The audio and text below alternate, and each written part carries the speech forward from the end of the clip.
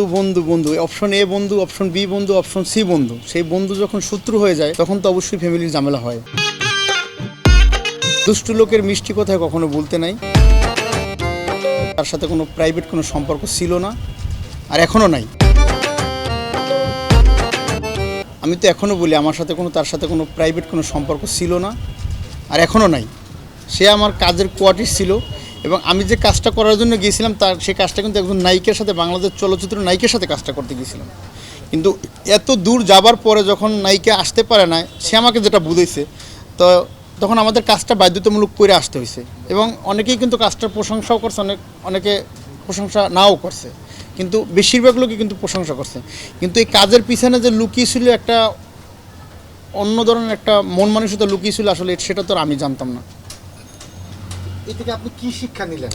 এ থেকে আসলে অনেক কিছুই শিক্ষা নিয়েছি, কারণ দুষ্টু লোকের মিষ্টি কথায় কখনো বলতে নাই।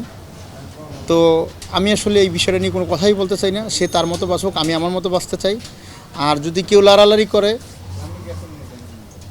তাহলে বাকিটা তো উপর আল্লাহ আছে, সময় কথা বলবে। তার সাথে সম্পর্ক জড়ানোর পরে বা তার বিষয় নিয়ে আলোচনা হওয়ার পর আপনি বিভিন্ন ইন্টারভিউতে বিভিন্ন ধরনের কথা বলেছেন এবং অনেক কিছু স্বীকারও করেছেন। সর্বশেষ আপনার ফ্যামিলিতে কোনো ঝামেলা হয়েছিল কিনা বা কি হয়েছিল সেই ফ্যামিলিতে? আসলে দেখেন, বন্ধু বন্ধু বন্ধু বন্ধু বন্ধু অপশন এ বন্ধু, অপশন বি বন্ধু, অপশন সি বন্ধু। সেই বন্ধু যখন শত্রু হয়ে যায় তখন তো অবশ্যই ফ্যামিলির ঝামেলা হয়। তো আসলে ফ্যামিলির মানুষ তো অনলাইন সোশ্যাল মিডিয়ার মাধ্যমেই সব কিছু দেখতে পারছে, সত্যও দেখতে পারছে, মিথ্যাও দেখতে পারছে। তো ওই জায়গা থেকে আসলে তারা আমাকে সাপোর্টই দিছে, কখনো আমাকে তারা টেনশন দেয় না, সাপোর্টই দিছে। ওই জায়গা থেকে আমাকে আসলে তারা কখনোই মানে টেনশন দেয় না, সাপোর্টই দিছে। তো আশা করি ইনশাল্লাহ তারা আমার ফ্যামিলি আমার পাশে আছে এবং থাকবে সারা জীবন। আমার ফেসবুকে একটা আইডি আছে, আমার আইডিতে একটা প্রাইভেট একটা সেটিং আছে। এটা কিন্তু বাংলাদেশ তথ্য প্রযুক্তি মন্ত্রণালয় কিন্তু বের করতে পারবে। এটা কিন্তু চাইলে আমি আপনি প্রযোজনা প্রতিষ্ঠানে কখনোই বের করতে পারবো না, কিন্তু সরকার যদি চাই 1 সেকেন্ডের ভিতরে বের করে দিতে পারবো।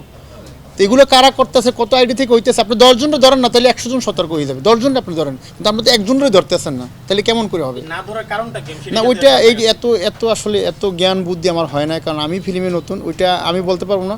ওইটা ধরতে পারবে না, ধরতে পারছে না কেন সেটা ইকবাল ভাই বলতে পারবে, সেটা সাকিব ভাই বলতে পারবে, সেটা প্রযোজনা প্রতিষ্ঠানে বড় বড় যারা এখানে এই সেক্টরে যারা 15-20 বছর কাজ করতেছে বা আমার চাইতে যারা মেধাবী তারা বলতে পারবে। কিন্তু আসলে আমি কেন ধরতেছে না সেটা আমি আসলে বলতে পারবো না।